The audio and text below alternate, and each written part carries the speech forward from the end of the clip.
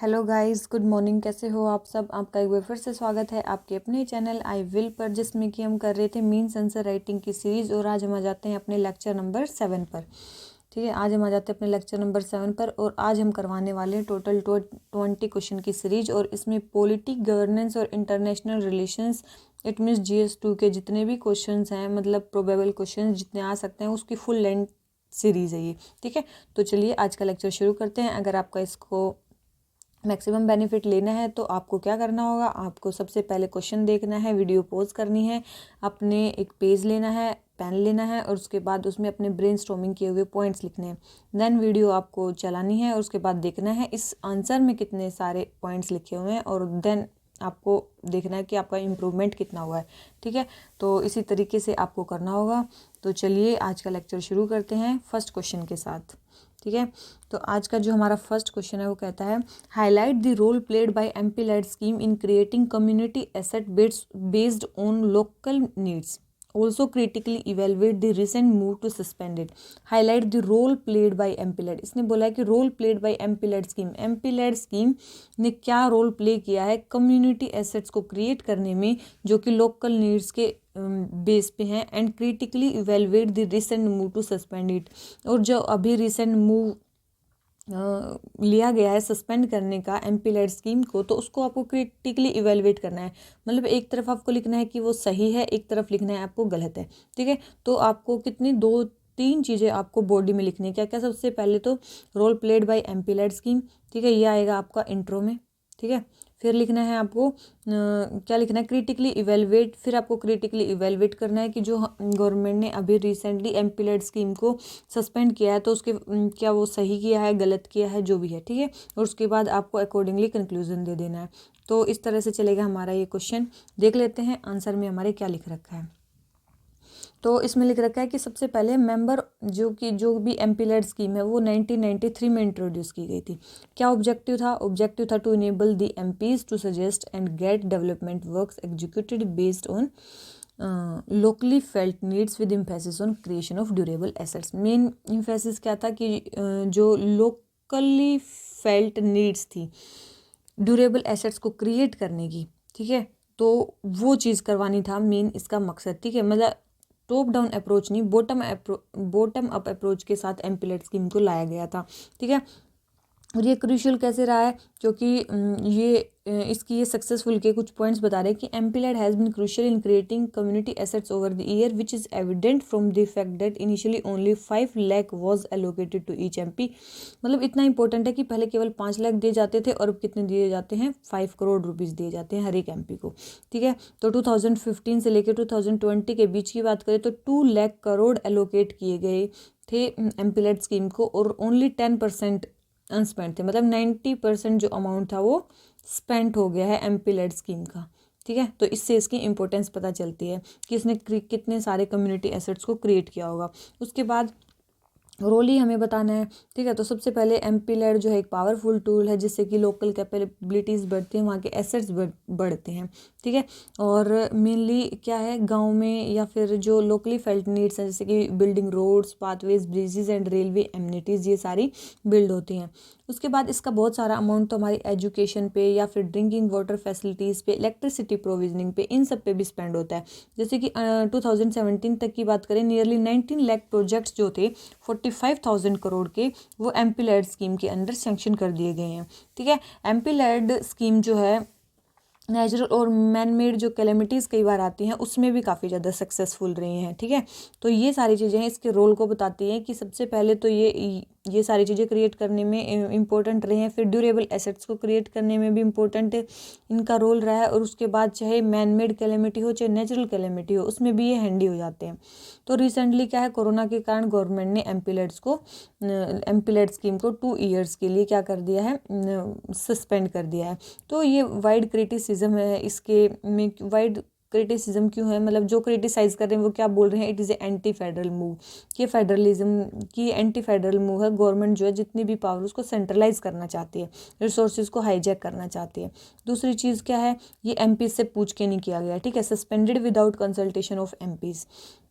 तीसरी चीज़ क्या है कि हाँ, बिना किसी ऑब्जेक्टिव असेसमेंट के किया गया कि एमपी लेड जो स्कीम है वो कितना ज़्यादा लोकल्स को फ़ायदा पहुंचा सकती थी कोरोना के टाइम पे, तो उसको फेल्ट करके ये कोई ऑब्जेक्टिव असेसमेंट इसका नहीं किया गया। ठीक है, और अभी तो जब सेंटर और स्टेट के पास पैसे नहीं थे, जो एमपी लेड फंड था वो गैप फिल कर सकता था रिलीफ वर्क में, लेकिन अभी भी वो नहीं दिया गया। ठीक है, 2 ईयर्स के लिए उसको सस्पेंड कर दिया गया। तो ये बोल रहे हैं कि ये एंटी फेडरल मूव है और मेनली इससे जो मैक्सिमम नुकसान होगा वो एट द लास्ट पब्लिक को ही होगा। ठीक है, फिर इसमें बोला गया कि चलो ये हमने बताया कि क्रिटिसिज्म की ओर है, तो आपको ये बता दिया कि इसके नेगेटिव्स क्या हैं। ठीक है, कि ये हमने, तो अब इसके फेवर में क्या बोल रहे हैं। ठीक है, कि हाँ नहीं ये करना चाहिए था। ठीक है, फेवर में कौन कौन बोल रहे हैं कि ये आर्ग्यू किया जा रहा है कि जो स्कीम थी वो सेपरेशन ऑफ पावर को वोलेट करी थी। क्यों? क्योंकि वो लेजिस्लेटर को एग्जीक्यूटिव फंक्शंस मतलब करती है। बहुत सारे लोग बोल रहे हैं कि एमपी लेड को परमानेंटली स्क्रैप कर देना चाहिए। तो उसमें है कि ये जो है सेपरेशन ऑफ जो पावर है उसको वोलेट करती है। ठीक है, उसके बाद कैग की रिपोर्ट ने भी बोला है कि जो फंड्स हैं 49 से लेकर 90% तक, ठीक है, वो कम यूज़ हुए हैं। ठीक है, या फिर सब स्टैंडर्ड वर्क्स में यूज़ हुए हैं। ठीक है, अकाउंटेबिलिटी नहीं है एक्सपेंडिचर की, वो कहाँ खर्च कर रहे हैं, क्या स्टैंडर्ड का वर्क हो रहा है कि नहीं हो रहा है। ठीक है, उसके बाद जो मनी है एमपी लेड्स की वो अपीज़ करने के लिए या फिर ओपिनियन मेक करने के लिए बनाई जाती है, जैसे कॉन्ट्रैक्टर को फेवरेटाइज करने के लिए एमपी उस मनी को यूज़ करते हैं। ठीक है, मतलब मेनली क्या है, मेनली पॉलिटिकल वेंडेटा के लिए भी समटाइम्स ये मनी यूज़ होती है। ठीक है, पॉलिटिकली उसके लिए यूज़ होती है। फिर क्या है, एक और चीज़ की 90% तो उसका खर्च हो गया, लेकिन जो 5000 करोड़ था वो अभी भी अनस्पेंट है। मतलब जो 10% था वो तो खर्च ही नहीं हुआ। इसका मतलब वो तो वेस्ट ही जा रहा है, उसमें करप्शन में या किसी और चीज़ में जा रहा है, तो वो तो अनस्पेंट ही है। ठीक है, बहुत सारे डिस्ट्रिक्ट्स में तो वो चीज़ भी है कि ये अच्छे से वो जब एमपीस उसको यूज़ ही नहीं कर रहे हैं तो फिर उसका क्या फ़ायदा है उस स्कीम को रखने का, तो वो हटा देनी चाहिए। तो ये पॉइंट है फेवर में कि उसको हटाना चाहिए, ये पॉइंट्स थे कि उसको नहीं हटाना चाहिए या फिर गवर्नमेंट ने क्या गलत किया। ठीक है, और पावरफुल टूल कैसे है ये आपने बता दिया। और फिर आपने यही लास्ट में कंक्लूजन दे देना है पॉजिटिव नोट पे कि जैसे हमने एमपी लेड का ट्रैक रिकॉर्ड देखा है तो इसको रिस्टोर कर देना चाहिए फ्यूचर में, ताकि बेटर स्ट्रक्चर के साथ, बेटर अकाउंटेबिलिटी के साथ, ताकि जितने भी लोकल एस्पिरेशंस है वो अचीव कर सकें हम। ठीक है, तो हमारा इस तरह से पहला क्वेश्चन कंप्लीट हो जाता है। आ जाते हैं क्वेश्चन नंबर 2 पे। Adequately empowering the third tier of Indian federal structure is key to strengthen federalism in India analyse. हमें बताना है कि adequately empowering the third tier of Indian federal structure. Third tier क्या होता है, panchayati raj institutions and municipalities, 73rd and 74th constitutional amendment act. ठीक है, तो उसको स्ट्रेंथन करने के बारे में, अगर हम उसको स्ट्रेंथन करेंगे तो हम फेडरलिज्म को स्ट्रेंथन करेंगे, वो चीज़ हमें एनालाइज करनी है। तो ये चीज़ तो आपने बता दोगे कि मतलब थर्ड ईयर स्ट्रक्चर में 73rd 74th कॉन्स्टिट्यूशनल अमेंडमेंट में ये 1992 में क्रिएट किए गए थे, इसमें पंचायत और म्यूनसिपैलिटीज़ को क्रिएट किया गया था। ठीक है, ये आप चीज़ बता सकते हो। ये किस में बता सकते हो, इंट्रोडक्शन में बता सकते हो। फेडरलिज्म का इसमें मीनिंग दे रखा है इंट्रोडक्शन में कि फेडरलिज्म का मीनिंग क्या होता है, institutional mechanism to accommodate different sets of government at regional level and national level. ठीक है, सारे अपने आपस में क्या होते हैं, ऑटोनोमस होते हैं। उसके बाद कैसे ये फेडरलिज्म को स्ट्रेंथन करेगा। ठीक है, कैसे ये फेडरलिज्म को स्ट्रेंथन करेगा, सबसे पहले ग्रास रूट डेमोक्रेसी। ठीक है, इंडिया के ग्रास रूट डेमोक्रेसी को डेवलप करेगा, बॉटम अप सॉल्यूशन देगा। ठीक है, उसके बाद जो है ग्रेटर अकाउंटेबिलिटी एंड ट्रांसपेरेंसी होगी अगर हम लोकल्स को पावर देते हैं, थर्ड टियर को स्ट्रॉन्ग बनाते हैं। उसके बाद वाइडर पार्टिसिपेशन होगा लोगों का। ठीक है, उसके बाद क्या है, मार्जिनलाइज्ड ग्रुप है जैसे SC ST वुमेन वगैरह जो है उनको भी एम्पावरमेंट मिलेगी, अगर हम उनको रिजर्वेशन भी देंगे तो उनको भी एम्पावरमेंट मिलेगी उसके थ्रू। ठीक है, तो ये तो हो गया कि हम फेडरलिज्म को ये कैसे, मतलब अगर हम थर्ड टियर को एम्पावर कर रहे हैं तो वो फेडरलिज्म को कैसे स्ट्रेंथन कर रहा है, वो चीज़ है। अब है कि हम जो लोकल गवर्नेंस है उसको किस तरीके से और ज़्यादा एम्पावर कर सकते हैं, मतलब तो सबसे पहले आप उसको पावर डिवोल्व कर सकते हो। ठीक है, डिलीनिएट कर सकते हो पावर को, विलेज पंचायत को एम्पावर कर सकते हो, उनको कुछ फाइनेंशियल पावर्स दे के। ठीक है, जो भी है, और फाइनेंशियल ऑटोनॉमी उनको प्रोवाइड की जा सकती है। तो वही है इंडिया का एफर्ट डिसेंट्रलाइज करने के लिए जो गवर्नेंस है वो लार्जेस्ट एक्सपेरिमेंट है डेमोक्रेसी में, ठीक है, जो भी आज तक हुआ है। लेकिन डिसेंट्रलाइजेशन अभी भी क्या रहा है, सिंबॉलिक रहा है, क्योंकि ग्राम पंचायत मेनली डिसीजन नहीं लेती हैं। जो मेनली डिसीजन लिया जाता है वो कौन लेते हैं, मेनली स्टेट गवर्नमेंट्स जो है फंड्स रिलीज करते हैं according to top down approach, ठीक है। तो if they are not empowered and strengthen as per spirit of federalism, तो वही है कि इनको करना बहुत ज़रूरी है। तो अभी हमारे आर्टिकल 40 में भी ऐसा लिखा गया। डीपीएसपी की भी आप बात लिख सकते हो कि हमारे कॉन्स्टिट्यूशन में भी ये गवर्नमेंट को डायरेक्टिव्स हैं कि गवर्नमेंट को ऐसा करना चाहिए कि थर्ड टियर को ज़्यादा पावर्स देनी चाहिए, वेदर दे आर फाइनेंशियल और पॉलिटिकल, ठीक है। तो ये हमारा क्वेश्चन हो जाता है सेकंड कंप्लीट। आ जाते हैं क्वेश्चन नंबर थर्ड पे। To safeguard and uphold the freedom of speech and expression in India, it is imperative to adequately reform colonial rules that curtail freedom free speech. Discuss हमें बताना है कि to safeguard and freedom of speech and expression को रोकने के लिए जो भी लॉज बनाए गए हैं कॉलोनियल टाइम पे, उनको कर्टेल करना जरूरी है, वो हमें डिस्कस करना है। तो सबसे पहले फ्रीडम की बात चलिए तो वर्ल्ड प्रेस फ्रीडम इंडेक्स 2021 में इंडिया की रैंक आई है 142 आउट ऑफ 180 कंट्री, जिसमें क्या क्या इशू हाईलाइट किए गए हैं, right of freedom of speech and expression का, जो कि हमारे कॉन्स्टिट्यूशन में आर्टिकल 19(1)(a) में दिया गया है, ठीक है। और जो कॉलोनियल लॉज हैं उनके कारण मेन जो है ये डिसरप्ट हो रहा है। तो कौन कौन से लॉज हैं, जैसे सेक्शन 124 और ऑफ आईपीसी जिसमें सेडिशन का लॉ है, ठीक है। वो क्या करता है, पॉलिटिकल अपोजिशन को क्रिमिनलाइज, मतलब वो उस केस में मतलब जानबूझ के उनको ऐसा किया जाता है। फिर सेक्शन 295 ऑफ आईपीसी ब्लास्फेमी, ठीक है, 1927 में वो किया गया था, इनेक्ट किया गया था। फिर सेक्शन 499 और 500 ऑफ आईपीसी जिसमें डिफेमेशन का लॉ है, ठीक है। उसके बाद ऑफिशियल सीक्रेट एक्ट 1923, ये सारे क्या हैं, ये सारे ही कॉलोनियल टाइम पे बने हुए रूल्स हैं जो फ्रीडम ऑफ स्पीच को क्या करते हैं, वोलेट करते हैं। उसके बाद हमें रिफॉर्म्स क्या चाहिए, रिफॉर्म से सारे को इनको हटा दो, ठीक है। जैसे कि सेडिशन के अंडर जो भी स्कोप और एम्बिट है ऑफेंसेस का, उसको रिडिफाइन कर दो, जैसे सुप्रीम कोर्ट ने बोला रोमिला थापर केस में और केदारनाथ सिंह केस में। उसके बाद सेकंड एआरसी ने क्या बोला कि ऑफिशियल सीक्रेट एक्ट को रिपील कर देना चाहिए, या उसके बाद भी मान सकते हो, ठीक है। उसके अलावा आप एक नेशनल सिक्योरिटी एक्ट कर सकते हो उसकी जगह, ऑफिशियल सीक्रेट एक्ट की जगह, ठीक है। उसके बाद जो डिफेमेशन हमारा इसमें क्या है, क्रिमिनल ऑफेंस है, जैसे कि ये था ना यहाँ पे कहाँ गया डिफेमेशन, डिफेमेशन जो है हमारा वो यहाँ पे क्रिमिनल ऑफेंस है, ठीक है। तो हमें उस क्रिमिनल ऑफेंस को क्या बना देना चाहिए, सिविल ऑफेंस बना देना चाहिए, क्रिमिनल ऑफेंस वो नहीं रहना चाहिए। उसके बाद है हमारा ब्लास्फेमी लॉज।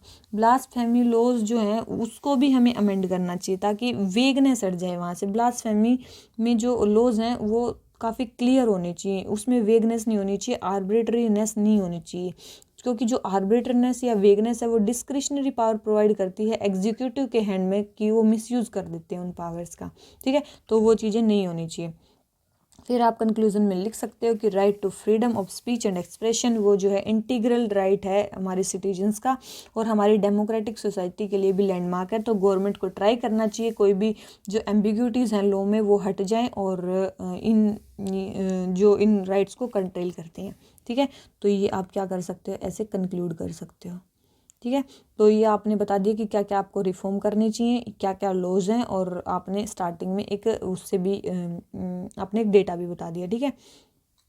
तो ये चीज़ें आप सारे क्वेश्चन में लिख सकते हो, 10 मार्कर ही क्वेश्चन है। आ जाते हैं क्वेश्चन नंबर 4 पे। Highlight the role of pressure groups in democratic country, ये 4th to 5th बार हो रहा है, ठीक है। Also differentiate between pressure groups in India and developed country. Developed countries और इंडिया में क्या क्या डिफरेंस है हमारे प्रेशर ग्रुप्स में, और हमें प्रेशर ग्रुप के रोल को बताना है डेमोक्रेटिक उसमें। सबसे पहले आप तो प्रेशर ग्रुप की डेफिनेशन दे सकते हो, ठीक है, 50 बार मैं बता चुकी हूँ। उसके बाद आप रोल पे आ जाते हो कि रोल क्या है, इंटरेस्ट एग्रीगेशन करते हैं बहुत सारे ग्रुप्स का, जैसे कि इंडिया अगेंस्ट करप्शन मूवमेंट था, ठीक है, डिमांड फॉर लोकपाल। उसके बाद रिप्रेजेंटेशन करते हैं एक वाइड ग्रुप को, एक सेक्शंस को जो अपने इंटरेस्ट को चाहते हैं कि पॉलिटिकल पार्टीज या फिर पूरी हो, जैसे कि हम सफ़र ट्रस्ट हो गया, नाज फाउंडेशन होगी, ऐसे बहुत सारे और भी ग्रुप, LGBT के राइट्स हो गए।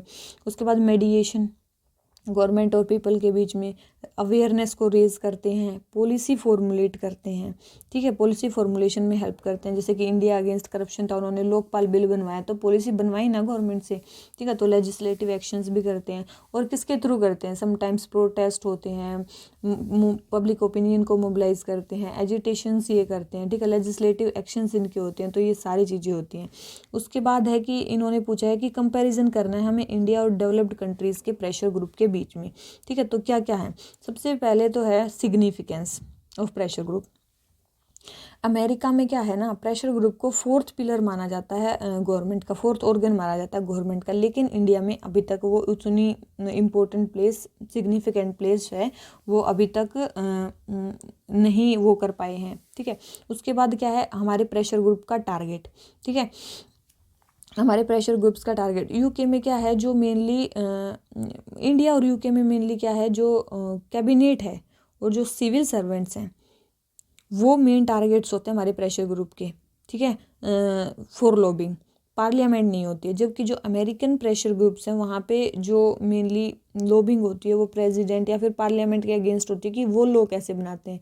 लेकिन इंडिया में मेनली प्रेशर कैबिनेट और सिविल सर्वेंट्स के अगेंस्ट होता है। उसके बाद है फॉरेन पॉलिसी। जो वेस्टर्न प्रेशर ग्रुप है वो फॉरेन पॉलिसी को डिटरमाइन करने में एक मेजर रोल प्ले करते हैं, take interest in foreign policy issues. लेकिन इंडिया के ऐसे नहीं है, वो केवल इंटरनल इश्यूज पे बात करते हैं, ठीक है। और मतलब लॉबी भी करते हैं, जैसे कि रेगुलेशन ऑफ लॉबिंग, मतलब यूएसए, कनाडा, ऑस्ट्रेलिया, वहाँ पे जो लॉबिंग है उसको रेगुलेट किया जाता है। लेकिन इंडिया में ऐसा नहीं है, ठीक है, इंडिया में ऐसा नहीं है, कोई रेगुलेशन नहीं है उनके ऊपर। तो वही है, कॉम्प्लेक्सिटी है मॉडर्न गवर्नमेंट और pluralistic nature of democratic society में। प्रेशर ग्रुप जो है एक मीन्स प्रोवाइड करते हैं जिससे कि जो ऑर्डिनरी सिटीजन्स हैं वो डिसीजन मेकिंग प्रोसेस में टेक पार्ट कर सकें और एक चेक रख सकें गवर्नमेंट की एक्टिविटीज़ पे, ठीक है। तो ये हमारा क्वेश्चन हो जाता है। आ जाते हैं क्वेश्चन नंबर 5 पे। The idea that public intent data can play transformative role in public sector is not bereft of challenges discuss. इसने बोला है कि public intent data can play a transformative role in public sector is not bereft of challenges. उसमें भी challenge आएंगे। देखो, public intent data होता क्या है, पब्लिक का डेटा इकट्ठा करना, किस इंटेंट से, इस इंटेंट से कि हम उससे पब्लिक का ही वेलफेयर करें, ठीक है, उसको बोला जाता है पब्लिक इंटेंट डेटा, ठीक है। तो यही है, और उसको इकट्ठा करने में क्या चैलेंजेस है और क्या वो फ़ायदे करा सकता है, हमें ये चीज़ें बतानी है। तो सबसे पहले डिफाइन कर सकते हो पब्लिक इंटेंट डेटा से कि उसकी डेफिनेशन क्या है। Public intent data, data collected with the intent of serving the public good by informing, design, execution, monitoring, evaluation of public policy through other activities, किसी के भी थ्रू, उसको बोलते हैं पब्लिक इंटेंट डेटा, ठीक है। इसमें क्या क्या होता है, इसमें हर टाइप का डाटा होता है, जैसे एडमिनिस्ट्रेटिव डेटा, जैसे कि birth certificate, marriage certificate, tax record, census, ठीक है। वर्ल्ड डेवलपमेंट जो रिपोर्ट आई 2021 की, data for better lives by World Bank, ठीक है, वर्ल्ड बैंक ने जो ये रिपोर्ट निकाली, ये क्या, इसमें क्या बोला गया, this data act as prerequisite for many functions of government. Government गवर्नमेंट पॉलिसीज तभी ना बना पाएगी, तभी कोई स्कीम ला पाएगी जब उनको पता होगा कि हमारे टारगेटेड बेनिफिशरीज कहाँ हैं, कितने हैं, किस रीजन में डिस्ट्रीब्यूटेड हैं, तभी वो एक ट्रांसफॉर्मेटिव रोल प्ले कर सकती है। जैसे कि सर्विस डिलीवरी को वो इम्प्रूव कर सकती है, हमारे स्कार्स रिसोर्सेज को प्रायोरिटाइज कर सकती है कि हमें किस साइड में जाना है या फिर किस ज्योग्राफी में हमें ज़्यादा रिसोर्सेज को प्रोवाइड करना है। फिर गवर्नमेंट जो है इससे अकाउंटेबल भी होती है, एम्पावरमेंट भी होती है हमारे इंडिविजुअल्स की। चैलेंजेस क्या हैं उस डेटा को इकट्ठा करने में। डेटा तो हमने इकट्ठा कर लिया, फाइनेंस की प्रॉब्लम आ जाती है, डेफिशिएंसी इन फाइनेंसिंग, ठीक है, गवर्नमेंट उतना इन्वेस्ट ही नहीं कर पाती। दूसरी चीज़ है टेक्निकल कैपेसिटी नहीं है गवर्नमेंट के पास, स्टाफ नहीं है क्वालिफाइड, इनएडिक्वेट स्टाफ रिम्यूनरेशन नहीं है, करियर इंसेंटिव्स नहीं है, टेक्नोलॉजी, सॉफ्टवेयर, इंफ्रास्ट्रक्चर, इन सब की कमी है, गवर्नेंस की कमी है, विल नहीं है फिर करने की, ठीक है। और data demand, deficiency in data demand due to low level of data literacy in India में, इंसेंटिव्स कम हैं, ठीक है। इंटरेस्ट इन डेटा यूज़ कैसे करना है उसमें बहुत कम है। हमारे में जो डेटा एनालिटिक्स का जो क्या बोलते हैं मार्केट है वो भी बहुत कम है, ठीक है। तो ये सारी प्रॉब्लम्स हैं जो डेटा को प्रायोरिटाइज करने में हमारी एड्रेस हम कर सकते हैं और हम लॉन्ग टर्म फिर प्लान बना सकते हैं इनको लेके, ठीक है। तो ये सारी चीज़ें इसको आप कंक्लूड कर सकते हो। तो पब्लिक इंटेंट डेटा के बारे में आप एक बार वीडियो को पॉज करो और देखो कि इसमें और कौन कौन से पॉइंट्स लिख रखे हैं, ठीक है। तो आ जाते हैं अपने क्वेश्चन नंबर 6 पे। 6 क्या बोलता है, enumerating the key objectives of foreign contribution regulation act discuss why the recent amendments in the act are seen as a matter of great concern for the development sector in India. Enumerating the key objectives of foreign contribution regulation act. सबसे पहले objectives बताने हैं foreign contribution regulation act के। फिर है कि recent जो amendment हुआ है वो ग्रेट कंसर्न क्यों समझा जा रहा है डेवलपमेंट सेक्टर के लिए, हमें वो बताना है। तो 2 चीज़ें बतानी है। सबसे पहले फॉरेन अभी अमेंडमेंट आया 2020 में, जिसमें कि जो NGOs हैं उनको रेगुलेट किया गया है, ठीक है। तो इसका ऑब्जेक्टिव क्या है, सबसे पहले रेगुलेट करना जो भी फॉरेन फंड्स हैं या कंट्रीब्यूशन है उनको यूटिलाइज करने से, ठीक है, उनको रेगुलेट करना। दूसरी चीज़ क्या है, जो भी पॉसिबल डाइवर्जन है ऐसे फंड्स का उनको रोकना, ठीक है, जो हमारे नेशनल इंटरेस्ट के लिए हानिकारक हो सकते हैं, ठीक है, उनको रोकना। और उसके बाद क्या है, जो भी हमारी वैल्यूज़ हैं इंडिया की, उसकी वैल्यूज़ के हिसाब से ही जो है ये ऑर्गेनाइजेशन या इंडिविजुअल्स काम करें उसको करना, ठीक है। इसका मेन टारगेट ये है। प्रोविजंस क्या हैं, सबसे पहले फॉरेन कंट्रीब्यूशन को एक्सेप्ट करने पे प्रोहिबिशन लगाई गई है, किसकी, पब्लिक सर्वेंट्स की। और लिमिट लगाई गई है किस पे, NGOs पे भी लिमिट लगाई गई है, ठीक है। उसके बाद आता है transfer of foreign contribution. Foreign contribution का ट्रांसफ़र रोका गया है कि केवल वहीं आप ट्रांसफ़र कर सकते हो जो इंडियन गवर्नमेंट के साथ या जो रजिस्टर्ड हो इंडिया में, ठीक है। फिर आधार को मैंडेटरी कर दिया गया है। FCRA अकाउंट केवल आप दिल्ली की SBI ब्रांच में ही अपना अकाउंट खोल सकते हो और केवल आपका आने जाने का जितना भी होगा सारा उसके थ्रू होगा। और फिर है कि आप जो है फॉरेन कंट्रीब्यूशन जितना आ रहा है उसको एडमिनिस्ट्रेटिव पर्पज़ के लिए केवल 20% यूज़ कर सकते हो, पहले वो 50% था, ठीक है। केवल एडमिनिस्ट्रेटिव पर्पज़ के लिए आप 20% ही उसको यूज़ कर सकते हो। फिर बोल रहे हैं कि ये कंसर्न क्यों है, जो ये सारी चीज़ें हैं ये कंसर्न क्यों है, क्योंकि ये पब्लिक वेलफेयर को इम्पेक्ट करेगा, NGOs की फंक्शनिंग को रोकेगा, कोलैबोरेट फिर नहीं करेंगी जो इंटरनेशनल ऑर्गेनाइजेशन है इंडियन NGOs के साथ, फिर पॉलिटिकल डेवलपमेंट को हैम्पर करेगा,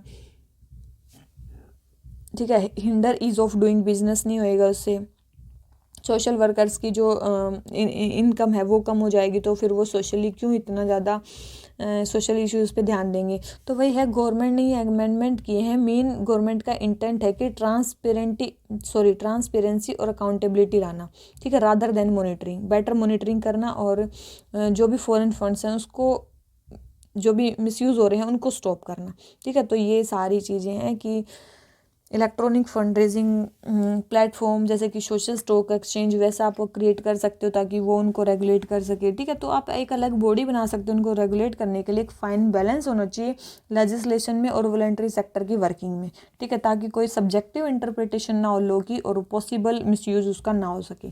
तो ये सारी चीज़ें आप किस में लिख सकते हो, कंक्लूजन में लिख सकते हो, ठीक है। तो ये क्वेश्चन हमारा हो जाता है कंप्लीट। आ जाते हैं क्वेश्चन नंबर 7 पे। क्वेश्चन नंबर 7 क्या बोलता है, the current covid pandemic has posed a serious threat to safety and wellbeing of children all over the world. जो करंट कोविड पेंडेमिक है उसने चिल्ड्रंस को ऑल ओवर द वर्ल्ड बहुत ज़्यादा सिक्योरिटी थ्रेट पहुंचाया है। Also provide an account for the measures taken by national commission for protection of child rights in this regard. तो NCPCR ने इसमें क्या किया है वो आपको बताना है।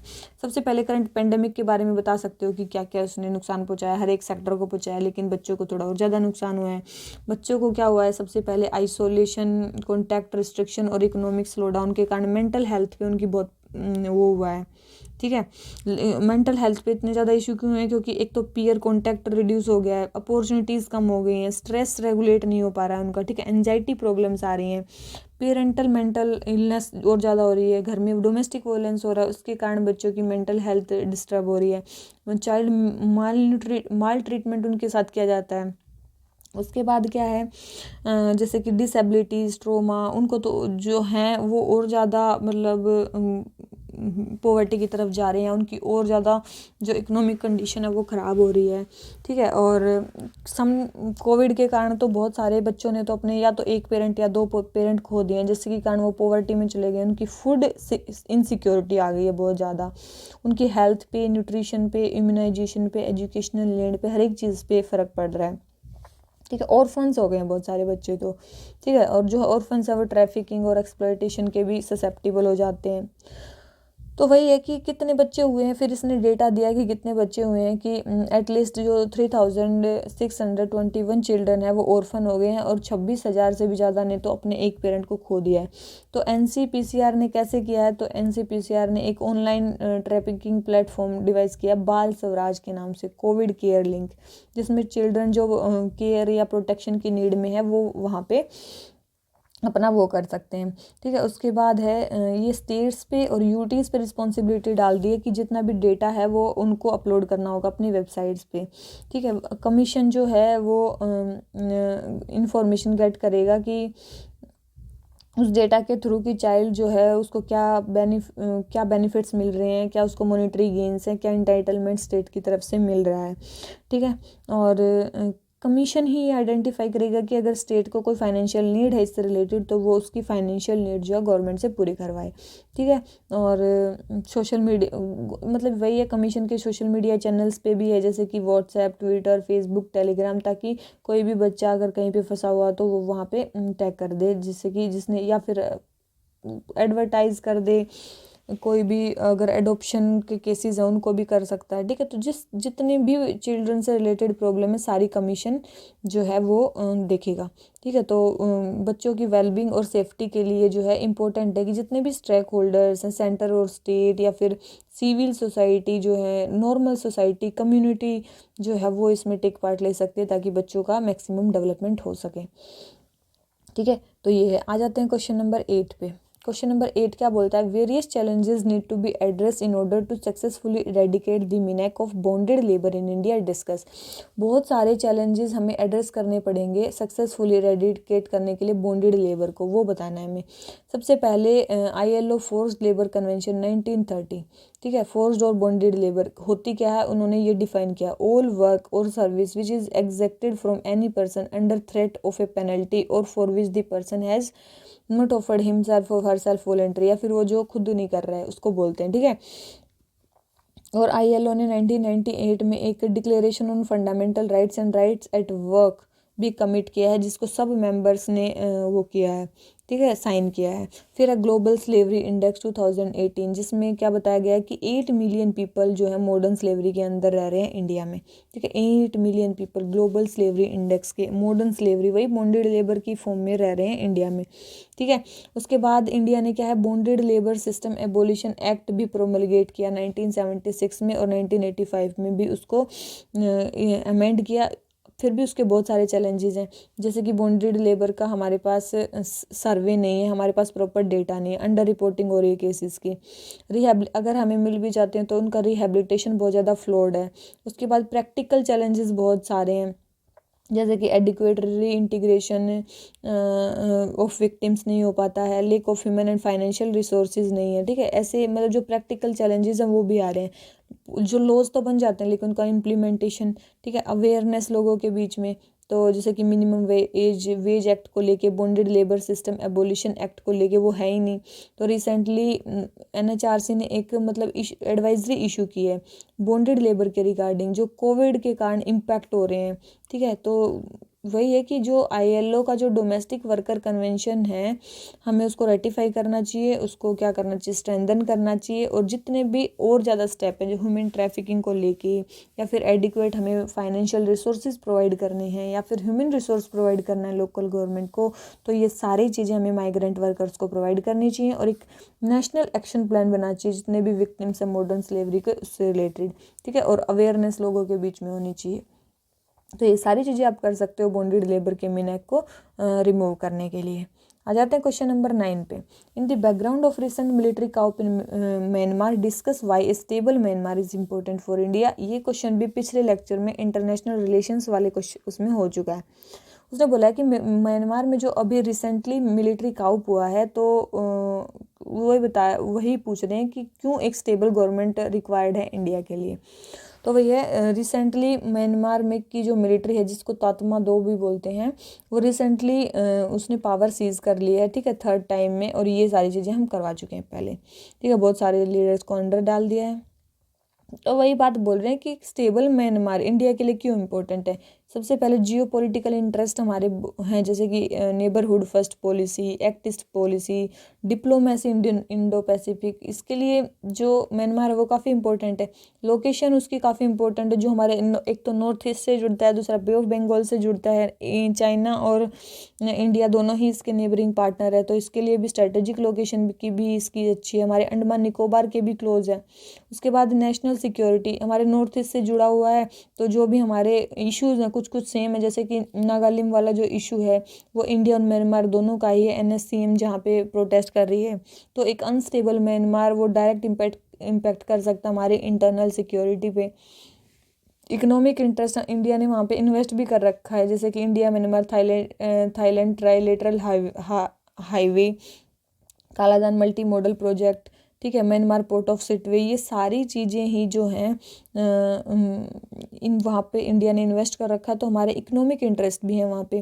और चाइना को भी अगर हम ये सब चीज़ें छोड़ दें, उसके बाद चाइना को काउंटर करना बहुत ज़रूरी है, क्योंकि चाइना जो है वो उनकी अभी भी मिलिट्री को सपोर्ट कर रहा है। अगर इंडिया उसको एज ए कंट्री सपोर्ट नहीं करेगा तो India will be at back step to China, ठीक है। तो वही चीज़ है, तो इंडिया को जो है केयरफुली ट्रीट करना होगा इस रिगार्ड में। और आंग सान सू की जो गवर्नमेंट है वो हो सकती है इंडिया के लॉन्ग टर्म इंटरेस्ट के लिए अच्छी हो, लेकिन एक सेंसिटिव हैंडलिंग इस केस की मिलिट्री लीडरशिप के साथ वो भी बहुत ज़्यादा क्रूशियल है, और इंडिया को एक कॉशियस और कंस्ट्रक्टिव रोल प्ले करना चाहिए यहाँ पे, ठीक है। तो ये सारी चीज़ें आप कर सकते हो। आ जाते हैं क्वेश्चन नंबर 10 पे। क्या बोलता है question number 10? In case of Maldives it is not the size but the location that makes it strategically significant. ये बोल रहा है कि मालदीव्स के केस में साइज़ नहीं बल्कि जो लोकेशन है वो इम्पोर्टेंट है, ठीक है। तो हमें उसके रिस्पेक्ट में बताना है। सबसे पहले आप कुछ इंट्रोडक्शन दे सकते हो कि स्मॉलेस्ट एशियन कंट्री है जिसका लैंड एरिया 300 स्क्वायर किलोमीटर है, पॉपुलेशन 5 लाख है। तो मालदीव्स जो है एक स्ट्रेटेजिकली सिग्निफिकेंट कंट्री है इंडिया के लिए। क्यों? क्योंकि बहुत सारे रीजंस हैं क्यों स्ट्रेटेजिकली इम्पोर्टेंट है। सबसे पहले तो सर्विसेज सेक्टर हमारा म्यांमार में काफ़ी जाता है, जैसे कि टूरिज़्म, ठीक है। स्पेशली टूरिज़्म जो है वो इंडियन वर्कर्स के लिए, प्राइवेट प्लेयर्स के लिए काफ़ी इम्पोर्टेंट है, ठीक है। तो सबसे पहले देखो आप सबमरीन जो भी वहाँ का टूरिज़्म ही मान लो, ठीक है। मैरीटाइम ट्रेड वहाँ से काफ़ी फ्लो होता है। उसके बाद जियो पॉलिटिकल कॉम्पिटिशन भी इस रीजन में इंटेंसीफाई हो गया है, जैसे कि चाइना वहाँ पे बहुत ज़्यादा इन्वेस्ट कर रहा है। स्ट्रिंग ऑफ पर्ल्स जो USA ने टर्म यूज़ की थी, ठीक है, वो चीज़ें चाइना कर रहा है। उसके बाद फेवरेबल और पॉजिटिव मैरीन इन्वायरमेंट बहुत ज़्यादा ज़रूरी है हमारे इंडियन ओशन के लिए, ठीक है। इंडिया के लिए नेट सिक्योरिटी प्रोवाइडर हो सकता है, ठीक है। उसके बाद क्या है, वही ग्लोबल क्लाइमेट चेंज में भी जो मालदीव एक इम्पोर्टेंट वॉइस बन चुका है, ठीक है, स्माइल आइलैंड डेवलपिंग स्टेट्स की को रिप्रेजेंट करते हुए। तो वही है कि मालदीव जो है एक बहुत इम्पोर्टेंट पार्ट प्ले कर सकता है, जबकि जो वही बोलें कि फॉलोइंग वेज में जो है इंडिया कमिट कर सकता है उसके साथ, कैसे कैसे मतलब और क्या क्या हो सकता है। वही है, इंडिया और मालदीव जो हैं हमेशा क्लोज रहे हैं, कोर्डियल रहे हैं, मल्टी डायमेंशनल इनका रिलेशनशिप रहा है। और नेबरहुड फर्स्ट और सागर पॉलिसी भी इंडिया ने वो की है, तो इंडिया को हमेशा रहा भी है committed development partner, stable prosperous and peaceful Maldives के लिए। वो कैसे, जैसे कि और क्या क्या हमारे बीच में वो हैं। तो सबसे पहले कि इंडिया जो है कोई भी अगर इमरजेंसी आती है मालदीव में तो फर्स्ट रिस्पॉन्डर होता है, क्योंकि वो हमारे सबसे पहले तो नेबरिंग कंट्री है, बहुत ज़्यादा पास में है, ठीक है। इंडिया जो है वो लोन्स भी एक्सटेंड, ग्रांट भी देता है इनको, ठीक है, फाइनेंस करता है हमारे इनके जो इंफ्रास्ट्रक्चर प्रोडक्ट्स हैं मालदीव्स के उनको, ठीक है। और जो मालदीव्स है वो इंटीग्रल पार्ट है इंडिया की रीजनल सिक्योरिटी ग्रिड का, ठीक है। उसके बाद जो है मालदीव जो है वो biggest beneficiary government of India ने जो कोविड रिलीफ अपने मेंबर्स के अमंग किया था उसमें वैक्सीन मैत्री का भी एक इम्पोर्टेंट पार्टनर है, ठीक है, जो इंडिया ने वैक्सीन पहुंचाई है अलग अलग कंट्रीज़ को, तो उसका भी बिगेस्ट बेनिफिशियरी है, ठीक है। तो ऑपरेशन संजीवनी, तो वही ये बायलेटरल जो रिलेशंस है इंडिया और मालदीव्स के वो एक दूसरे के कॉम्प्लीमेंट्री हैं। और जो इंडिया है वो 4th लार्जेस्ट ट्रेड पार्टनर है मालदीव्स का, और 5th लार्जेस्ट टूरिस्ट अराइवल वहीं पे होता है, ठीक है। तो मालदीव्स जो है कमिटेड है अपनी इंडिया फर्स्ट पॉलिसी के साथ, और इंडिया भी अपनी नेबरहुड फर्स्ट पॉलिसी के साथ कमिटेड है इसकी हेल्प करने के लिए। तो ये सारी चीज़ें आप मालदीव्स के बारे में लिख सकते हो। आ जाते हैं क्वेश्चन नंबर 11 पे। क्या बोलता है, While the judiciary should not be silent spectator when constitutional rights of citizens are infringed by executive policies, it must also not assume the role of executive or pass policy prescription. Do you agree? Justify your stand with logical arguments. उसने बोला है कि judiciary को केवल और केवल silent Spectator नहीं होना चाहिए जब कॉन्स्टिट्यूशनल राइट ऑफ सिटीजन की बात आती है, जब एग्जीक्यूटिव उसको इन्फ्रिंज करते हैं तो वही है उसको और उसको दूसरी चीज़ एग्जीक्यूटिव का रोल भी नहीं लेना चाहिए, पॉलिसीज़ भी नहीं बनानी चाहिए। क्या आप एग्री करते हो? ठीक है, जस्टिफाई करना है आपको स्टैंड की दोनों ही चीज़ें नहीं करनी चाहिए। सबसे पहले तो बात है कि इंडिया में जो है जुडिशरी का एक बहुत इंपॉर्टेंट रोल है क्योंकि वो चेक एंड बैलेंसेस रखती है किस पे, एग्जीक्यूटिव पे भी और लेजिस्लेटर पे भी। और ये आर्ग्यू किया जाता है कि समटाइम्स जुडिशरी जो है ओवर स्टेप कर जाती है अपनी बाउंड्रीज़ को जब एग्जीक्यूटिव डोमेन की बात आती है। ठीक है, बहुत सारे जैसे कि सुप्रीम कोर्ट कोविड मैनेजमेंट के बारे में बहुत सारी चीज़ें बोली हैं कि एग्जीक्यूटिव जो हैं वो अपने डिसीजन अच्छे से नहीं ले पा रहे हैं। तो वही है, इंडियन जुडिशरी जो है वो ड्यूटी बाउंड है, साइलेंट स्पेक्टेटर नहीं है। ठीक है, और होना भी नहीं चाहिए इसको क्योंकि इनको कॉन्स्टिट्यूशनल राइट्स को प्रोटेक्ट करना है सिटीजन्स के। ठीक है, तो यही चीज़ है कि duties and actions of judiciary were checks on executive or legislative decisions can be better understood in the following. कैसे हम अंडरस्टूड कर सकते हैं कि कैसे वो उनको वो करती है। सबसे पहले कॉन्स्टिट्यूशन उनको पावर देता है, कॉन्स्टिट्यूशन उनको पावर देता है आर्टिकल 32 और 226 के अंडर कि वो अगर फंडामेंटल राइट्स वोलेट होते हैं तो आप जुडिशरी के पास जा सकते हो। आर्टिकल 13 के अकॉर्डिंग उनके जुडिशियल रिव्यू की पावर है। आर्टिकल 148 में क्या कहा गया कि कंप्लीट जस्टिस करने के लिए जो सुप्रीम कोर्ट है वो ऑर्डर पास कर सकता है और जितनी भी ऑथोरिटीज़ होंगी उनको, सिविल ऑथोरिटीज़, उनको सुप्रीम कोर्ट के ऑर्डर को मानना होगा। ठीक है, और अगर वही है कि most of the time judiciary तभी इंटरवेन करती है जब अपने एग्जीक्यूटिव और लेजिस्लेटिव अपने फंक्शंस को अच्छे से नहीं कर पाते हैं।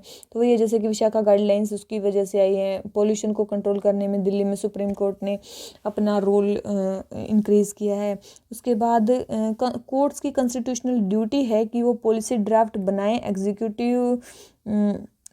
एग्जीक्यूटिव ने जो भी पॉलिसी ड्राफ्ट बनाए हुए हैं उनको टेस्ट करना उनकी ड्यूटी है, उनकी रीजनेबलनेस, उनकी आर्बिट्रीनेस, उनका लाइफ को कोई राइट उनका वोलेट तो नहीं हो रहा, उसको करना तो वो उनकी कॉन्स्टिट्यूशनल ड्यूटी है। लेकिन समटाइम्स ऐसा भी देखा गया है कि वो ओवर रीच कर जाते हैं अपनी पावर को। तो वही बोला गया है कि समटाइम्स जुडिशियल ओवर रीच कर जाते हैं और ये कॉन्स्टिट्यूशन में नहीं बोला गया। तो आर्ग्यूमेंट्स भी हैं इसके अगेंस्ट कि सेपरेशन ऑफ पावर को वोलेट करता है और सेपरेशन ऑफ पावर जो है बेसिक स्ट्रक्चर का पार्ट है तो बेसिक स्ट्रक्चर इससे वोलेट हो रहा है। ठीक है, तो पावर जो है वो एक हाथ के पर्सन में नहीं, मतलब किसी भी ऑर्गन में कंसंट्रेटेड नहीं होनी चाहिए। और जो ये सुप्रीम कोर्ट है अपने हिसाब से लॉज बना रहे हैं, एग्जीक्यूटिव गलत कर रहे हैं, लेजिस्लेचर गलत कर रहे हैं, तब जुडिशरी आ रही है। ठीक है, और डिसीजन लेना और गवर्नेंस करना टोटल एडमिनिस्ट्रेशन के हाथ में, ना कि एग्जीक्यूटिव के हाथ में है। ठीक है, एडमिनिस्ट्रेशन टोटल किसके हाथ में है? एग्जीक्यूटिव के हाथ में है। तो जुडिशरी को उसमें नहीं इंटरवीन करना चाहिए।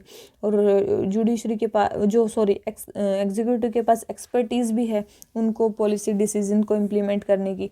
तो वही है कि जो ये वही बोल रहे हैं कि जुडिशरी को उसमें इंटरवीन नहीं करना चाहिए, जुडिशरी को ओवररीच नहीं करना चाहिए क्योंकि वो सेपरेशन ऑफ पावर के को वोलेट करता है। तो वही है कि लास्ट में आप लिख सकते हो कि जुडिशरी जो है कॉन्स्टिट्यूशनली ड्यूटी बाउंड है जितने भी एक्शंस हैं एग्जीक्यूटिव और लेजिस्लेटर के, उनको टेस्ट करने के लिए कि वो कॉन्स्टिट्यूशनल है कि नहीं है, लीगल, रीजनल, जस्टिस, फेयरनेस है कि नहीं है। वो तो वही है कि वो एक्सपेक्ट नहीं की जाती कि वो दूसरे दो ऑर्गन्स हैं उनकी जो पावर है उसको एज्यूम कर ले। सेपरेशन ऑफ पावर का जो कंसेप्ट है वो बना रहना चाहिए, चेक्स एंड बैलेंसेस भी रहने चाहिए। सो जुडिशरी जो है उसको पॉलिसी डिसीजन नहीं बनाने चाहिए और कोई नए लॉज हैं उसको लेजिस्लेट नहीं करना चाहिए। लेकिन वही है कि आप can only declare A policy action और लॉज इज अनकॉन्स्टिट्यूशनल, कि जो आपने बनाया वो गलत है, लेकिन उसको खुद लेजिस्लेचर का काम नहीं करना चाहिए या फिर एग्जीक्यूटिव का काम नहीं करना चाहिए। ठीक है, तो ये सारी चीज़ें हैं, ये हो जाता है हमारा कंक्लूजन। आ जाते हैं क्वेश्चन नंबर हम 12 पे। क्वेश्चन नंबर 12 क्या बोलता है?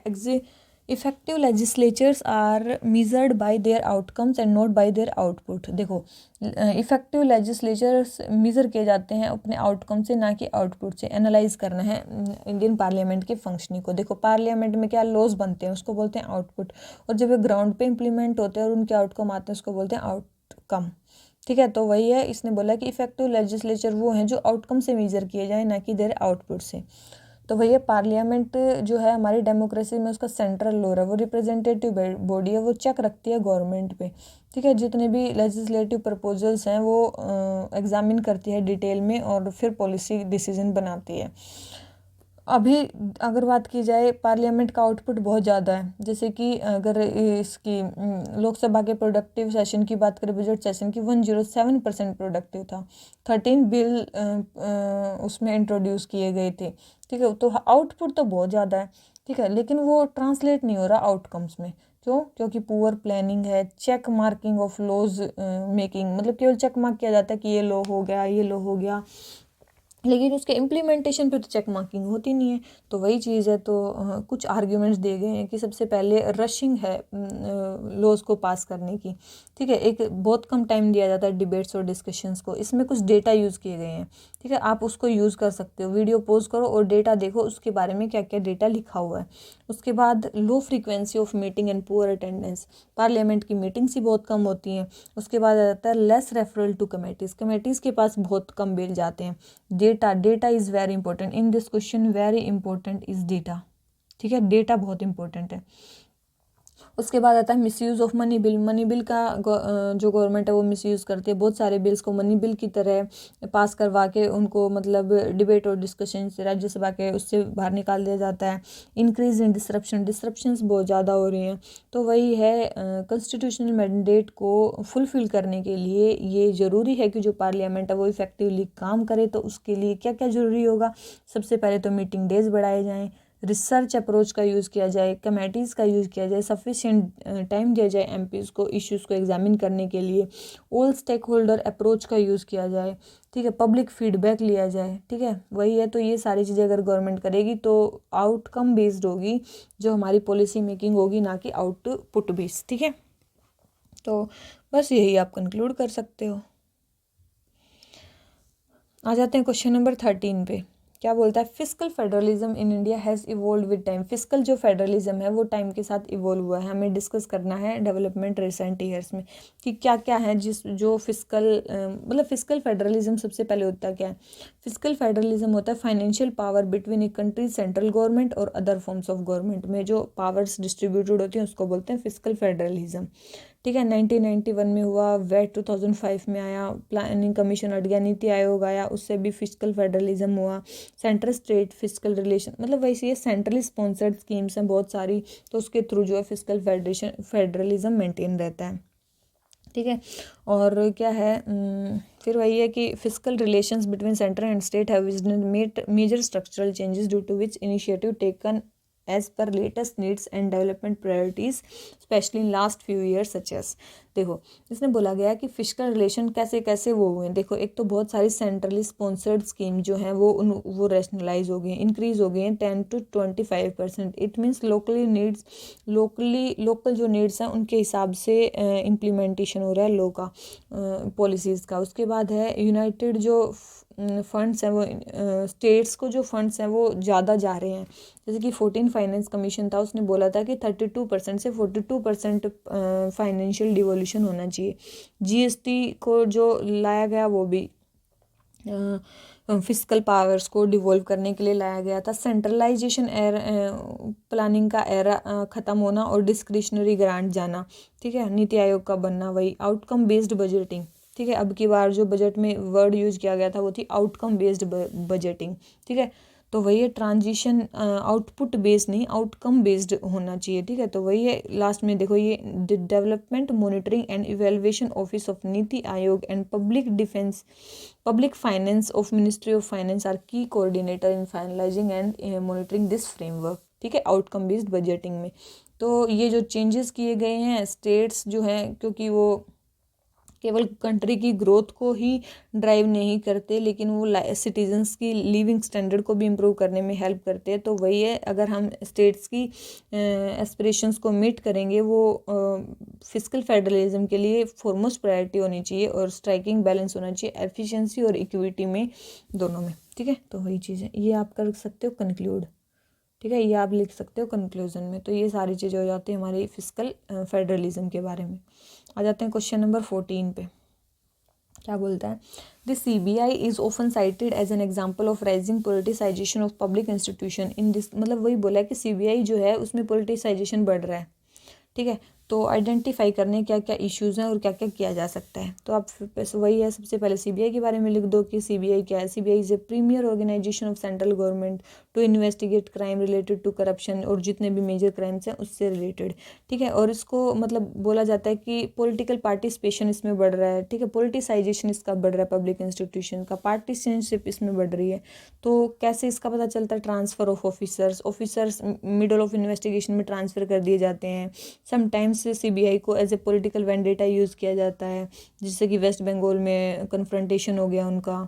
ठीक है, और भी पॉलिटिकल प्रेशर के अलावा अदर इश्यूज भी हैं जो CBI की फंक्शनिंग को अफेक्ट कर रहे हैं, जैसे कि लेजिस्लेटिव लूप होल्स हैं, उसको एक स्टैट्यूटरी बॉडी नहीं बनाई गई है या फिर उसको पूरी पावर नहीं गई है।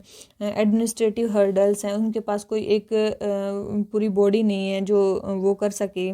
ठीक है, CBI ऑफिसर्स मेनली ऐसे होते हैं जो डिपुटेशन पे गए हुए होते हैं, उनके डायरेक्टर्स वही बनते हैं। तो अगर वो होंगे तो फिर वो मेनली पॉलिटिसाइजेशन तो वहाँ का होगा ही। वहाँ पे ट्रांसपेरेंसी नहीं है क्योंकि CBI जो है RTI के प्रोविजन से बाहर है, क्रेडिबिलिटी नहीं है।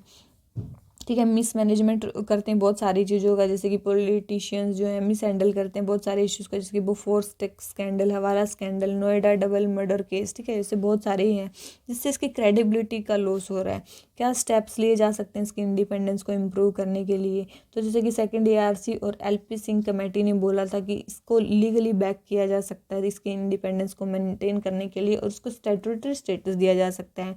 उसके बाद जो है क्राइम इन्वेस्टिगेशन और एंटी करप्शन जो मैंडेट है अलग अलग किया जा सकता है। अभी इसके पास दोनों काम है, इसको केवल एंटी करप्शन मैंडेट देना चाहिए और एक क्राइम के लिए एक अलग बॉडी बना देनी चाहिए, जैसे कि national crime bureau.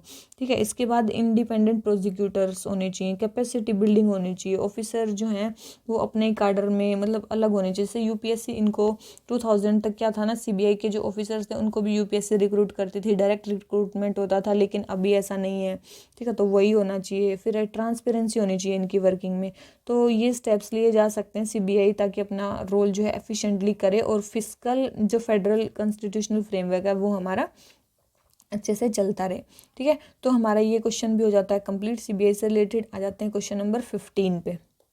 The principal constraint for India is trying to find solutions to 21st century problems using 19th century government structure discuss। हमें करना है कि हमें ये बताना है कि 21st सेंचुरी की हमारी नई नई प्रॉब्लम्स आ रही हैं, लेकिन हम 19th सेंचुरी के गवर्नमेंट स्ट्रक्चर से उसको सोल्व कर रहे हैं, तो हमें वो चीज़ डिस्कस करनी है। तो वही आंसर में बताया गया है कि जो एग्जिस्टिंग गवर्नमेंट स्ट्रक्चर है वो क्या क्रिएट कर वो डिलीवर करने की क्या कोशिश कर रहा है, just equitable and efficient governance, just equitable and efficient governance country में।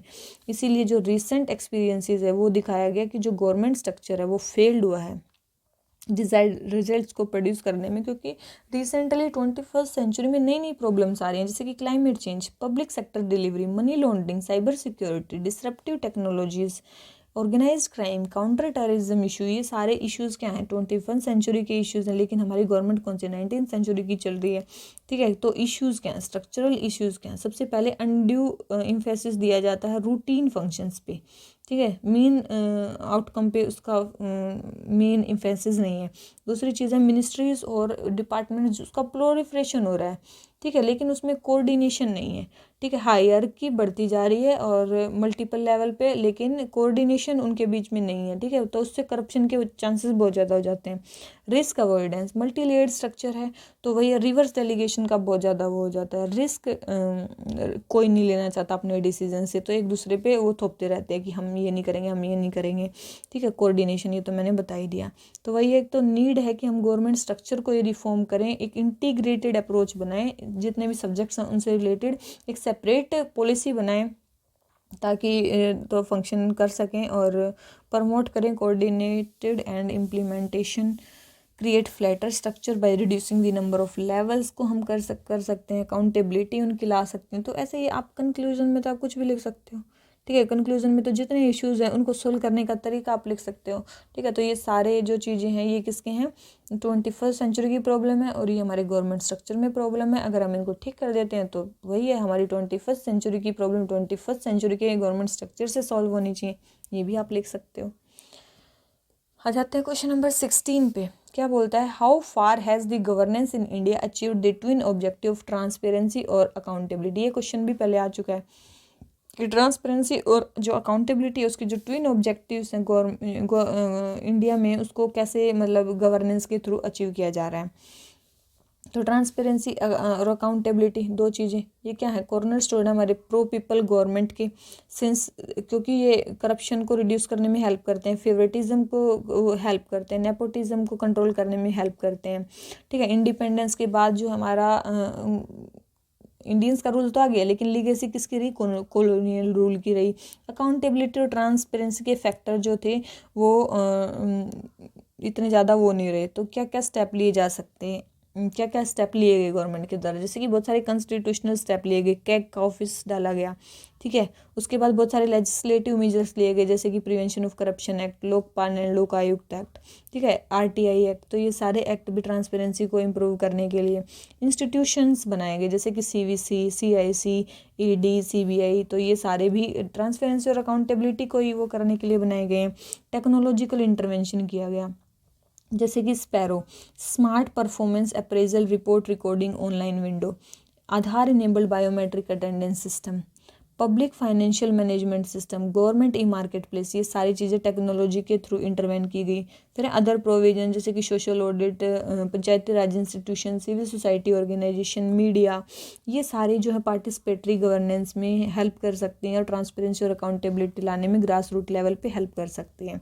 तो ये बहुत सारे इश्यूज़ हैं, ठीक है, बहुत सारे मतलब इश्यूज़ हैं जो वो करने चाहिए। मतलब अभी भी बहुत सारे इश्यूज़ बचे हुए हैं, बहुत सारे इश्यूज़ क्या बचे हुए हैं। सबसे पहले क्या है, बहुत सारे इश्यूज़ हैं। इश्यूज़ क्या क्या हैं, सबसे पहले स्टाफ एडिक्वेट नहीं है, स्किल एडिक्वेट नहीं है, ठीक है, सीवरली फ्रेगमेंटेड है, इनएडिक्वेट है, कोऑर्डिनेशन नहीं है, करप्शन का इशू है।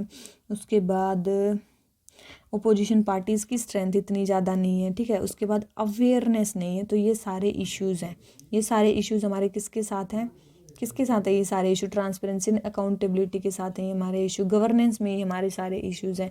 अगर हमें ट्रांसपेरेंसी और अकाउंटेबिलिटी को इंक्रीज़ करना है डिसीजन मेकिंग पावर में, तो उससे क्या होगी, लेवल ऑफ लेजिटिमेसी इन्हेंस होगी, ठीक है। अगर हम ट्रांसपेरेंसी और अकाउंटेबिलिटी को इंक्रीज़ करते हैं तो ये सारे, जैसे कि और भी सारे ज़्यादा टिप्स देने चाहिए किनको, जिनके पास पावर नहीं है, CBI, whistle blower protection act, ठीक है, जिससे और पीपल्स में अवेयरनेस फैलानी चाहिए, और गवर्नेंस में ज़्यादा पार्टिसिपेटरी गवर्नेंस लोगों की होगी, तभी जो है ट्रांसपेरेंसी और अकाउंटेबिलिटी ज़्यादा आएगी। और डिजिटली कर देना चाहिए प्रोसेस को, ठीक है। तो डिजिटल भी आप कर सकते हो। आ जाते हैं क्वेश्चन नंबर 17 पे। Identify the barriers that exist in enjoyment of reproductive health rights by women in India. तो वही है, क्या क्या बैरियर हैं जो जो रिप्रोडक्टिव हेल्थ जो राइट्स हैं वो वुमेन इंजॉय नहीं कर पाती हैं, और इंटरवेंशन बतानी है इनको हटाने के लिए। तो बहुत सारे इश्यूज़ आप बता सकते हो। सबसे पहले बैरियर्स क्या हैं जिससे जो वुमेन है वो रिप्रोडक्टिव हेल्थ राइट्स को एंजॉय नहीं कर पाती हैं। सबसे पहले आता है लेक ऑफ एक्सेसिबिलिटी। सबसे पहले उनके पास जो गवर्नमेंट की जो सर्विसेज हैं वो एक्सेसिबल नहीं है। उसके बाद अवेलेबिलिटी इश्यूज़ नहीं है, ठीक है। उसके बाद मैरिटल प्रैक्टिस, जैसे कि सेक्सुअली ट्रांसमिटेड इन्फेक्शंस उनको हो जाते हैं, उनके पास अवेयरनेस नहीं है। मैरिटल रेप, चाइल्ड मैरिजेज, ठीक है। उसके बाद स्ट्रक्चरल ऑब्स्टेकल्स बहुत सारे हैं। उसके बाद डेटा नहीं है उनसे रिलेटेड, लिटरेसी उनके पास नहीं है। उनको हटाने के लिए गवर्नमेंट ने भी बहुत सारे इंटरवेंशन अडॉप्ट किए हैं, जैसे reproductive, maternal, neonatal, child health programme, ठीक है, जननी सुरक्षा योजना, प्रधानमंत्री सुरक्षा मातृत्व अभियान, प्रधानमंत्री मातृ वंदना योजना। ये सारे क्या हैं, गवर्नमेंट के स्टेप्स हैं इसको रोकने के लिए। उसके बाद अगर बताओ सेफ सेक्सुअल प्रैक्टिसेस की अवेयरनेस, ठीक है, national adolescent education programme implement किया गया 9 to 12 में। उसके बाद जुडिशियल प्रोनाउंसमेंट, जुडिशरी भी इसके बारे में बहुत ज़्यादा है, जिसकी प्राइवेसी, डिग्निटी और बॉडीली इंटीग्रिटी की जो बात करते हैं आर्टिकल 21 के अकॉर्डिंग। उसके बाद अर्ली एंड चाइल्ड मैरिजेस को इंडिया में बैन किया गया, वो भी गवर्नमेंट का स्टेप है। उसके बाद आप बात करो कि access to abortion care and services, जैसे कि medical termination of pregnancy, PCPD act. तो ये सारी जो चीज़ें हैं ये गवर्नमेंट स्टेप ले रही है इन इश्यूज़ को रिजॉल्व करने के लिए, कि जो वुमेन्स हैं उनको क्या मिले, अपने जो रिप्रोडक्टिव हेल्थ राइट्स हैं वो मिले। ठीक है, तो आप डेफिनेशन में आप तो कुछ भी लिख सकते हो, वही है कि convention of child rights on elimination of all form of discrimination against women. उसमें क्या बताया गया है, उसमें बताया गया है कि जो right to reproductive and sexual health includes, मतलब रिप्रोडक्टिव हेल्थ और सेक्सुअल हेल्थ में क्या क्या, right to life, liberty, security of person, right to health care, information, right to non discrimination in allocation of resources to health services in availability and accessibility. ठीक है, तो ये सारी चीज़ें आप कर सकते हो कि उसमें इंट्रोडक्शन में और कंक्लूजन में आप ऐसे ही कि आप जितने भी ये प्रोग्राम है उनको केवल पेपर पे नहीं, लेटर एंड स्पिरिट में भी इनको वो करना चाहिए, इम्प्लीमेंट करना चाहिए। तभी जो है मेन एम्पावरमेंट हो पाएगी वुमेन की, और वुमेन जो है वो हमारी इकोनॉमी में भी हेल्प कर पाएंगी। बस वही आप कर सकते हो। आ जाते हैं क्वेश्चन नंबर 18 पे। India continues to face the problem of hunger despite adequate food stocks and statutory laws that ensure food security, discuss and provide solutions to deal with this problem. India continue to face the problem of hunger despite adequate food stocks. देख, हमारे पास food stocks बहुत ज़्यादा हैं statutory laws में, लेकिन फिर भी hunger की प्रॉब्लम है। ठीक है, तो सॉल्यूशन बताने हैं, वही चीज़ है। तो सबसे पहले आप डेटा बताओ, सबसे पहले आप क्या बताओ, डेटा बताओ। सबसे पहले India is one of the world largest food producer है। ठीक है, टिल 2020 में क्या था, 70 मिलियन टन इंडिया के पास फूड स्टॉक था FCI में। नेशनल फूड सिक्योरिटी एक्ट के अंडर क्या था, जो ये नेशनल फूड सिक्योरिटी के एक्ट के अंदर जो 76% पॉपुलेशन जो है वो बेनिफिट लेती है, किससे, हमारे इससे फूड जो प्रोग्राम है उससे। अब आप हंग्री पीपल का डेटा बता सकते हो कि 1/3 जो वर्ल्ड के मेल न्यूट्रिश चिल्ड्रन है वो इंडिया में है। हाईएस्ट पॉपुलेशन जो वेस्टेड चिल्ड्रन की है वो इंडिया में है, जो अंडर 5 एज के अंडर है। ग्लोबल हंगर इंडेक्स में इंडिया की रैंक 94 आउट ऑफ 107 कंट्रीज़ है। सीरियस कैटेगरी, हंगर कैटेगरी में इंडिया आता है। ठीक है, तो ये सारे हैं। फिर आ जाते हैं रीजंस क्या हैं। सबसे पहले पॉलिसी इम्प्लीमेंटेशन में फूड वेस्टेज में प्रॉब्लम है, इंटरनल माइग्रेशन, MSP रेजीम, और भी बहुत सारे रीजन हैं, जैसे कि poor knowledge of balanced food, health and hygiene, unemployment issue, gender bias. ठीक है, lake of adequate political and social contribute towards prevalent hunger. ठीक है, ये सारे जो हैं इश्यूज जो हैं ये हंगर को वो करते हैं। तो आप सजेशन जितने भी हैं इनको, efficient and effective planning and implementation, reduce wastage, one nation one ration card, leakage को रोकने के लिए PDS और DBT, सिविल सोसाइटी ऑर्गेनाइजेशन की कोलैबोरेटिव अप्रोच, अवेयरनेस प्रोग्राम्स। तो यही सारे हैं कि जो इंडिया जो है लार्जेस्ट यूथ पॉपुलेशन है, और अगर हमें डेमोग्राफिक डिविडेंड के बेनिफिट को रीप करना है तो जो हमारी पॉपुलेशन है वो हेल्दी होनी चाहिए, वेल न्यूरिश्ड होनी चाहिए, और जो हंगर और मेल न्यूट्रिशन जो मेजर हर्डल्स हैं प्रोस्पेरस इंडिया के पाथ में वो हट जाने चाहिए, और इनको प्रायोरिटी बेसिस पे हमें सोल्व करने की ज़रूरत है। ठीक है, हो जाता है ये हमारा। आ जाते हैं क्वेश्चन नंबर 19 पे। The economic rise of Bangladesh is an opportunity for India and hope for south Asia. Examine कैसे है, अगर वो राइज करेगा तो कैसे इंडिया के लिए अपॉर्चुनिटी और होप कैसे है। तो सबसे पहले कि IMF की एक रिपोर्ट आई, वर्ल्ड इकोनॉमिक आउटलुक 2020, जिसमें बोला गया कि जो बांग्लादेश है is likely to eclipse India regarding per capita GDP in near future. ठीक है, तो वो पर कैपिटा इनकम में जो है इंडिया से भी ज़्यादा जाने वाला है। अपॉर्चुनिटीज़ क्या हैं, अपॉर्चुनिटी क्या है, सबसे पहले जो है एक rise of Bangladesh will provide a positive narrative about subcontinent perspective, because India और पाकिस्तान की तो यहाँ पे लड़ाई होती रहती है, तो बांग्लादेश का rise will provide a positive narrative about the subcontinent's prospects. ठीक है, उसके बाद चेंजिंग इकोनॉमिक वेट इंक्रीज हो जाएगा। ठीक है, साउथ एशिया का। उसके बाद रीजनल इंटीग्रेशन, जैसे कि BBIN में रोल इंक्रीज़ हो सकता है। उसके बाद चेंजिंग जियोपॉलिटिक्स, बांग्लादेश जियोपॉलिटिक्स को चेंज कर सकता है। उसके बाद इंडियन स्टेट्स के साथ इंटीग्रेशन। ठीक है, connectivity projects across inland waterways, road, railways, वो भी एक गेम चेंजर की तरह हो सकते हैं हमारे, साबित हो सकते हैं। ठीक है, तो लास्ट में हो सकता है कि जो इकोनॉमिक राइज है बांग्लादेश का वो हमारे लेबर इंटेंसिव जो इंडस्ट्रीज हैं उनको भी इम्पेक्ट कर सकता है, और एडवर्सली इफेक्ट कर सकता है किसको, इंडिया के एम्प्लॉयमेंट इश्यूज़ को।